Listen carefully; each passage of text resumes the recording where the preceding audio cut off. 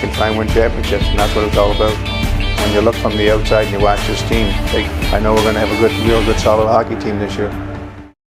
Welcome back to Fireside Rangers. I'm your host, Anthony Rivardo, joined by my co-host, Eric Wilson. And yesterday, we gave you the breaking news on Kakko signing that 2-year extension with the New York Rangers. And during that video, we discussed what the new lines are going to look like, projected for the 2022-23 season. And we primarily harped on the top 6. And one of the names that came up in that discussion was Alexis Lafreniere. And we talked about how he's moving up to the top 6, most likely.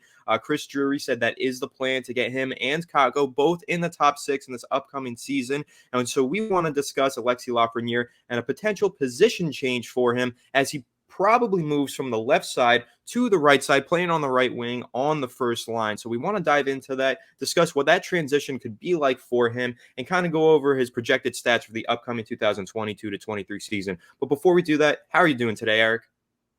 I'm doing good. Excited to talk about Lafreniere. He's one of my favorites on the Rangers, and hopefully, he has a big season coming up for him.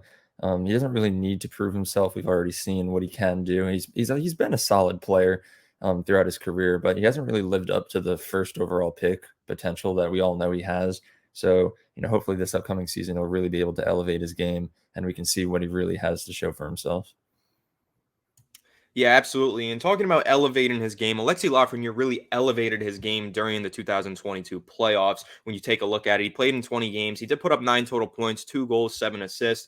But when you take a look at some more advanced stats, during the regular season, he had an assist every 0.1518 games in the regular season. But then in the playoffs, he had an assist every 0.35 games in the playoffs. So pretty much doubling his rate in terms of assisting the puck in the postseason compared to the regular season. So talking about elevating your games, he did show up in the playoffs. We really like Alexis Lafreniere. I think that he's probably the best young player on the Rangers. Arguably, that you could always have that argument with some of the other guys on the kid line, but I do think Alexis Lafreniere has some great potential, and I really like his shoot-first mentality, the physicality that he plays with, and I do think that he is one of the more exciting players on the New York Rangers right now. But taking a look at what he's done throughout his career, of course, because career stats, 135 total games played, 31 goals, 21 assists, 52 total points. Nothing too overwhelmingly great there, but in 2022, 79 games played, 19 goals, 12 assists, 31 total points. Again, nothing too crazy there, but it's not like he has been playing in the top 6, right? And now he's going to be making that move up to the top 6, which could potentially lead to better performances from Alexis Lafreniere, who we know has all the talent in the world. So, Eric, what are your thoughts on him moving into the top 6, and how can playing alongside those other guys really help him elevate his game? Yeah, I mean, it's definitely going to help him a lot. Gallant has already said that he expects both Kakko and Lafreniere to be in the top 6. The way I really see it panning out is with Kakko on the second line and then Lafreniere getting first line ice time. So now you have him playing with Chris Kreider and Mika Zibanejad up there. And Chris Kreider is one of the best net front presences in the league. He'll stand in front of the net, deflect goals, and tap stuff in. So at that point with him, Lafreniere really just has to get the puck in front of the net and let Kreider work his magic, and then Lafreniere is getting assists. And then with Zibanejad's one of the better playmakers in the league. So, Lafreniere can be anywhere on the ice, and Zibanejad should be able to get him the puck and give him a good chance to score. And then just the fact that, on the first line, you're going to be playing more. On the third line, you don't really get that much ice time, but on the first line, you get the most. So just combine more playing time with better players. I can definitely see Lafreniere just instantly boosting up to 50 to 60 or maybe even 70 points this upcoming season. 30 points, that's like an average NHL player, and especially coming from the third line. So, hopefully first line with Kreider and Zibanejad, he's really just going to start racking up points this upcoming season. Yeah, I think he will, and I really hope so, of course. But when you're taking a look at it, moving from the third line all the way to the first line, it's a pretty big jump. But what are the barriers to him maybe moving up into the top 6? Well, of course, on the third line, he was playing left wing. But on the second line, you have Artemi Panarin at left wing, who's an absolute lock in that position, and Chris Kreider at left wing on the first line. So the discussion that we really need to have is, who would you rather move over to the right wing, Lafreniere or Chris Kreider. And that's really where things get kind of interesting, because a lot of people are expecting Lafreniere to move over to right wing, but it's really going to come down to what goes on during training camp in September. They're going to try Lafreniere over at the right wing, and hopefully he's able to perform there and lock in that position. But what if he struggles, and what if Chris Kreider is the one that actually gets moved to the right wing? That's definitely a possibility, but I don't think Artemi Panarin is going to be moved to the right side at all. I don't think he's moving anywhere. I think he's staying as a second line left wing. But Eric, I'm kind of curious to know what your thoughts are on, Chris Kreider or Lafreniere. Which one is a better fit to move across the line? I would probably say let Lafreniere have like a little tryout on the right wing. I know this is like a very small detail, but Lafreniere is a left-handed shooter. So when you're coming down on the right side, it would be easier for him to have a better angle shooting from the right side when the puck is on the left hand on your stick. I'm not sure exactly how it'll translate for Lafreniere, but I don't think it'd be like a big difference for him. But on the other hand, Kreider has been playing on the left side pretty much his entire career. And, he usually drifts mainly towards the center once you get into the offensive zone, and he has excelled there. Kreider scored like 50 goals last season, so it wouldn't really mess up Kreider's routine that he has going for him right now. I would say move Lafreniere over to the right, see how he plays there, and if it's a struggle, if it's a problem for him, then maybe consider your other options. For sure. Now, here's another option. Again, I don't think that this one is super likely, but what if they bump? I just want to know your opinion on this. I know Artemi Panarin is your favorite New York Rangers, so I want to hear your opinion. What if they were to bump Artemi Panarin up to the first line, have Lafreniere play second line left wing, and maybe move Kreider over to the right wing on the second line? What are your thoughts on a potential move like that? I don't know if I would support that because, you look at it at our top six right now. I would say like our second line is just as good as our first line. With Kreider, Zibanejad, Lafreniere, and then Panarin, Trocheck, Kakko. If you move Panarin up to the first line and then you keep Lafreniere on the left wing second line, it's just pretty much the kid line. But instead of Hedel, you've got Trocheck there, and I don't think that line is as strong as it could be.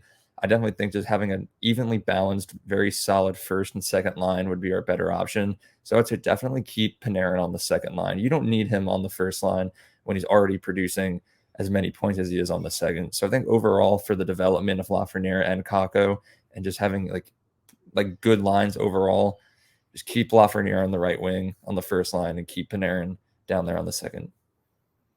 And so where does Kaapo Kakko fit in for this whole equation for you, right? Because of course, Kaapo Kakko just signed that 2-year extension. Chris Drury said that Gerard Gallant rather said that he wants to move both of these guys, Lafreniere and Kakko, up into the top six. And Kaapo Kakko is likely moving second line right wing. But do you see a scenario or an avenue for Kaapo Kakko to kind of exceed expectations and maybe move up to the first line, or any scenario like that where Alexis Lafreniere can remain at the left wing on the first or second line?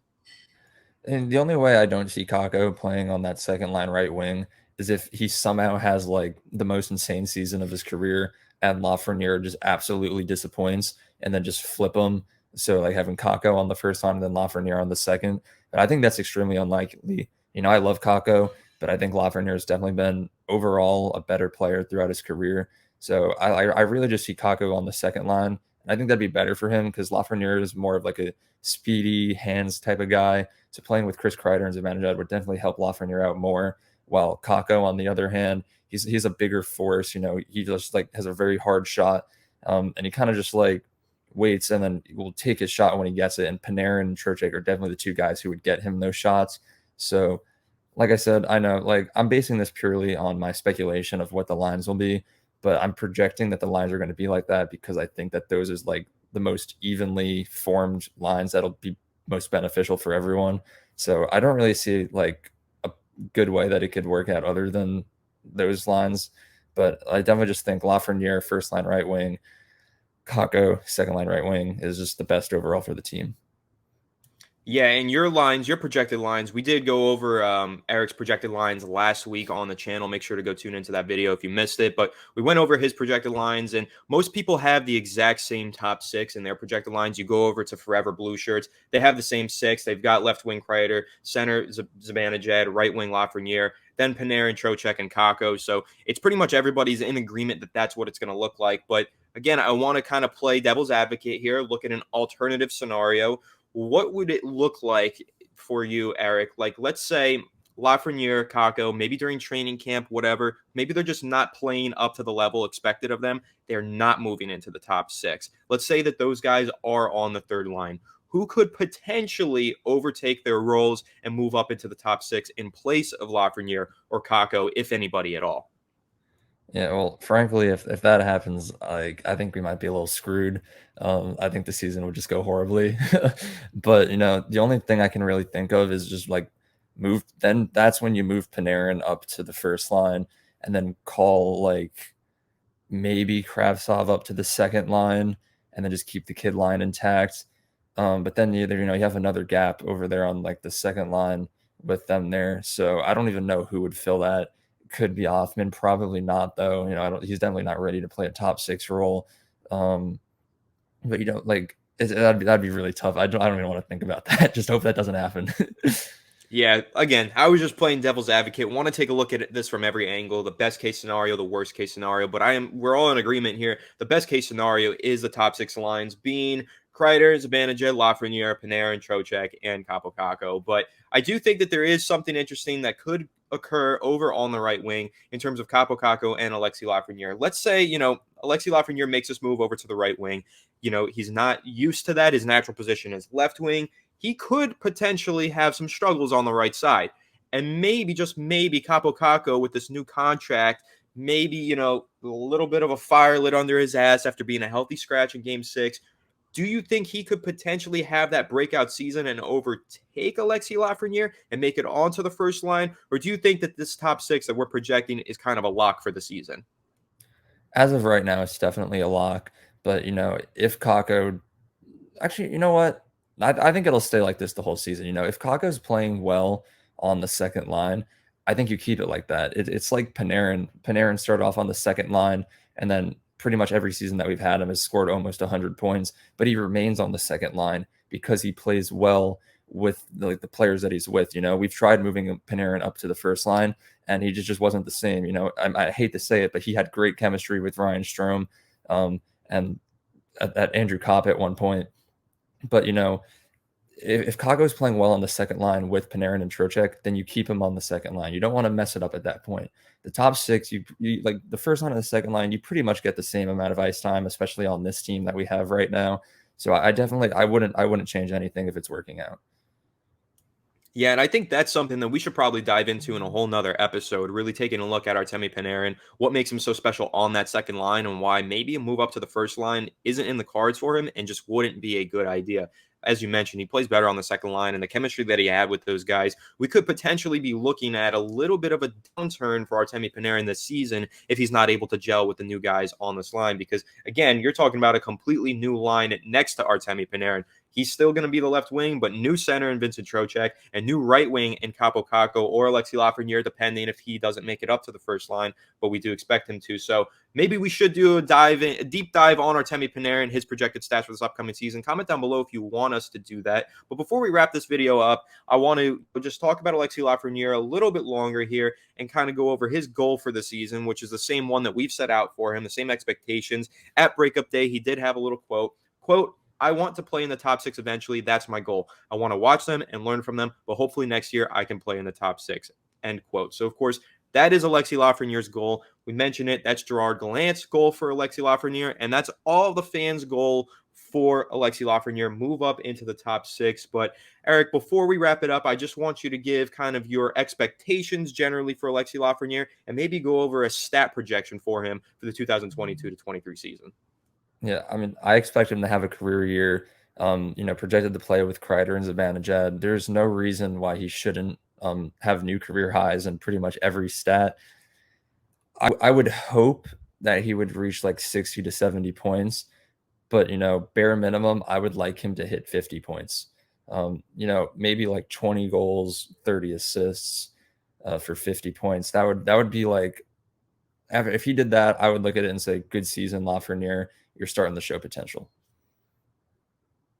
Absolutely. I do think that's a realistic projection for Alexis Lafreniere. And again, this is a building year. potential for him. I do think that the Rangers are very close. Vincent Trocheck could be the guy that propels us into the Stanley Cup Finals. But again, we need an elevation of play from these young guys that used to be on the kid line. Kaapo, Kakko, Alexis Lafrenière. The kid line is no longer. These are top 6 players now, and they need to play up to par. They need to exceed all expectations and really elevate their game in the 2022-23 season. And we're super excited to watch that unfold starting off in October. And of course, from now till October, and now all the way during training camp in September and all the way through the regular season right here on Fireside Rangers, we've got you covered with everything regarding the New York Rangers, any rumors, any news, game recaps, live streams once the regular season rolls around. You don't want to miss a thing, so make sure to subscribe if you're new. Ring the bell so you don't miss a video. Make sure to like if you enjoyed this video, and also comment down below what are your stat projections for Alexis Lafreniere, and what are your thoughts on him moving to right wing down in the comment section below.